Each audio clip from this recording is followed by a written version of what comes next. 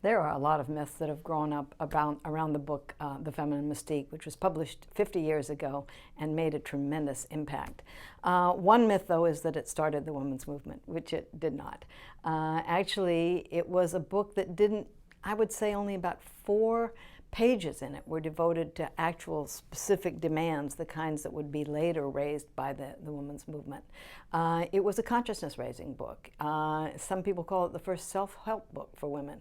It spoke to women who had been told that they would find all of their happiness through the achievements of their husband and their children.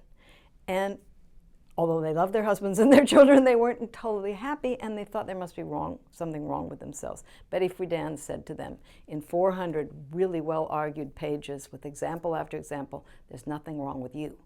You're unhappy because society has forced you into a role that doesn't allow you to explore the full possibilities of your creative and intellectual and emotional needs. So that's one big myth. Another big myth is that Betty Friedan told women to desert their families and run off and be careerists.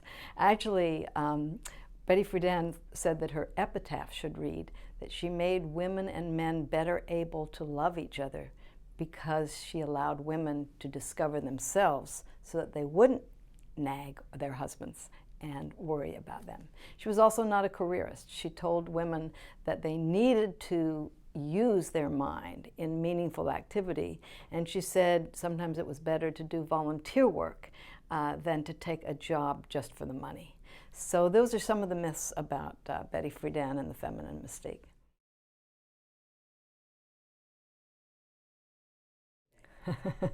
Well, I assigned that book to my class and soon regretted it because it's so out of date. But actually, you can get a lot out of reading The Feminine Mystique if you understand that it's so out of date and why it was so needed. You know, that's what's stunning about it. The things that make it dated are what makes it important. In order to read that book, you need first to go back and realize what life was like for women there. Back in 1963, when if you wanted to work, you had to turn to the Help Wanted Female section of the Want Ads, where they could say things like, you must be really beautiful to get this job. Where a woman with a college degree, working full-time year-round, earned less than the average man was a high school dropout. This was also a time period when homemakers, this is another myth about feminism and Betty Friedan, the idea that homemakers were more respected and had more rights back before the feminist movement. Not at all. Back in 1963, only 8 states gave women any claim at all on the earnings of their husband. And even the states that had community property gave the husband the final say over how it would be used, whether it could be disposed. He could actually give part of his to someone else. She couldn't. Men could decide if she could take a job, if she could have a credit card. The man decided where they lived. So if he moved and maybe you were a woman who had an aging relative and you didn't want to move, he could actually charge you with desertion and win a fault-based divorce. So it's so important to realize that this is a world that today's women can hardly even imagine, except for those who actually lived through it. And even those of us who lived through it, I think, have blacked out how bad it was. If you start with that, you can get a lot out of the book.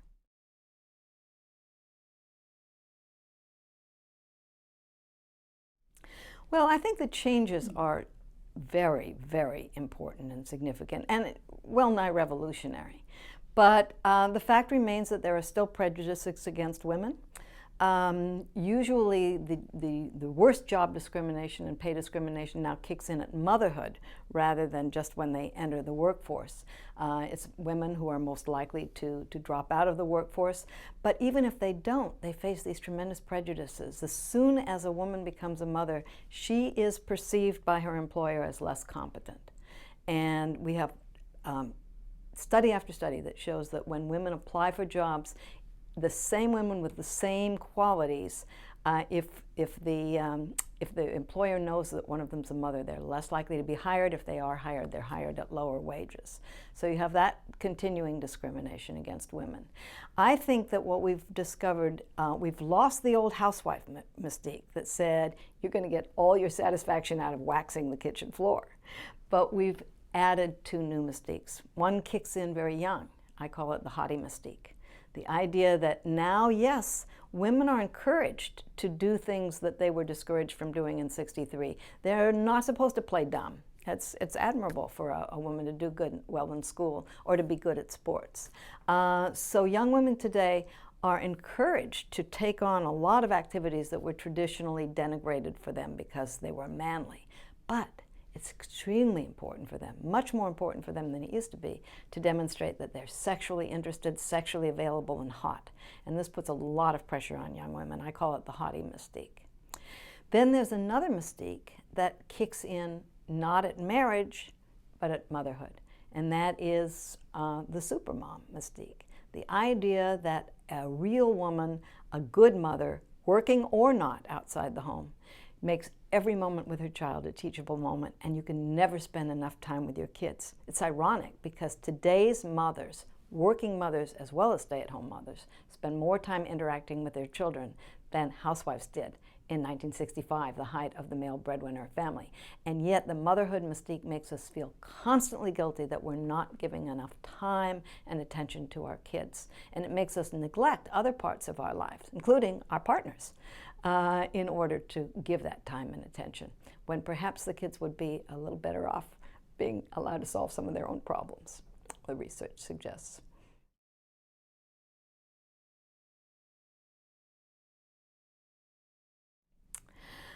Well, it's ironic that Friedan ignored African American and women of color, because when she was a student active at Smith, she was very, very involved. In fact, she helped organize a strike to support the higher wages for the housekeepers, predominantly minority housekeepers. Well, after she graduated from college, she worked for the union movement. She was very interested in she was also a big proponent of desegregation and worked in her own community to integrate it. But when she wrote this book, she very specifically targeted one particular group of women, white women it was kind of a new group of women who were going to college, who'd been told it was now okay to go to college the way it hadn't been for many years. Once college was considered a radical thing that women shouldn't do. Now women in this post-war era were being told to go to college, but they were also told that they should not use that education after college for anything other than to improve their activities as a wife and mother. And some of these women were desperately unhappy. So that was her target audience. And I think that as long as we understand that was her target audience, we don't have to blame her. When I was researching my book, I found only a few African American women who had read the book and liked the book. Most of them already knew that they would have to work. And one of the sad things about her failure to deal with African American women in this book is that she could actually use them as an example of women who felt free to work outside the home even when they didn't have to. The black women married to the men in the highest income distribution were the most likely to work outside the home, because that was part of their cultural tradition, that women were not only wives and mothers, but community activists and co-providers for their family. That phrase, co-provider, was actually coined by the black movement, not by the feminist movement.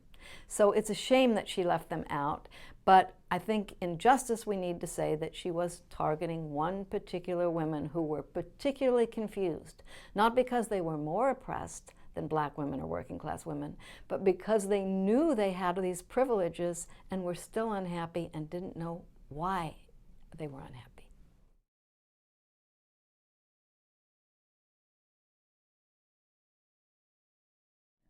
Well, it disappoints me because Sheryl Sandberg's work, like Betty Friedan's, is really aimed at one particular target group of women. It is not talking to the secretaries and receptionists and childcare workers who are paid so little, and the kind of people who don't have jobs where they are valued, where they can negotiate, where they have promotion ladders. She's talking to women with enough education and privilege to be able to work their way into the top 20 or 30%, but who have not yet been able to work their way into the top echelons. And she's giving them some good advice about how to do it.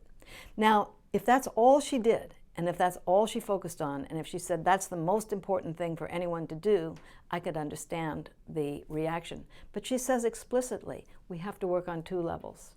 Women, many women that I talk to, many women in this country do not have those resources.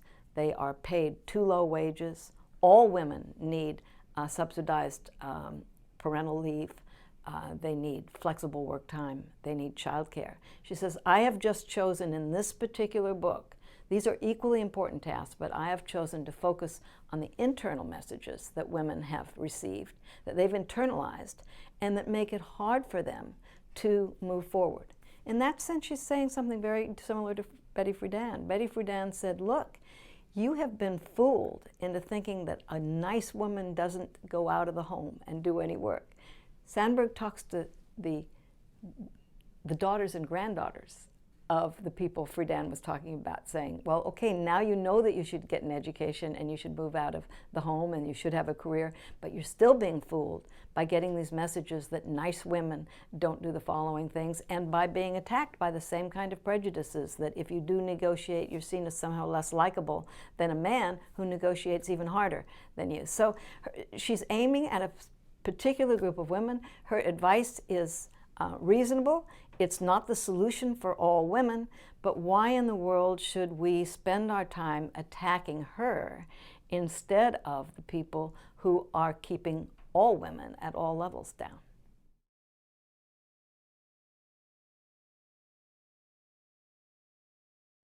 Well, I think it's been a contradictory thing.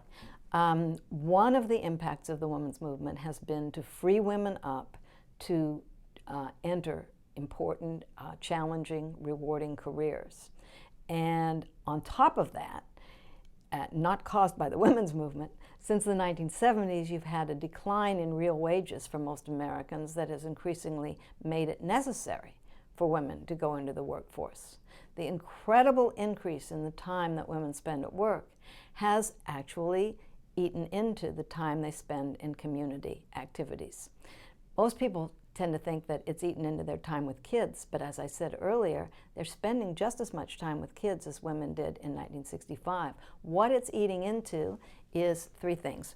One, house cleaning time. I don't think that's so bad, given the evidence that an overly clean house actually causes asthma in kids. So I think that's a good one. But it eats into their time with husband or their partner, which is a problem long-term for their marriage. And most important, it eats into their time socializing, doing community activity, doing volunteer work. And as a matter of fact, now we find out that single individuals, even working women, spend more time in community activities and caring for aging parents than married women because they are so pressed with their jobs and their child rearing. I don't think the solution is to say, well, let's drive women out of the workforce and back into the volunteer world. But the solution is to actually look reality in the face and to say, look, 70% of American kids are growing up in homes where every adult in the household is involved in the labor force. We have an aging population where people need care. We have a frayed government social safety net. We can no longer depend on women to do this for free. We need to develop a new model for how that caregiving takes place. We need to integrate it with work life, and we need to make it an equal opportunity thing so that men as well as women can get involved in this kind of caregiving and social activity and community engagement.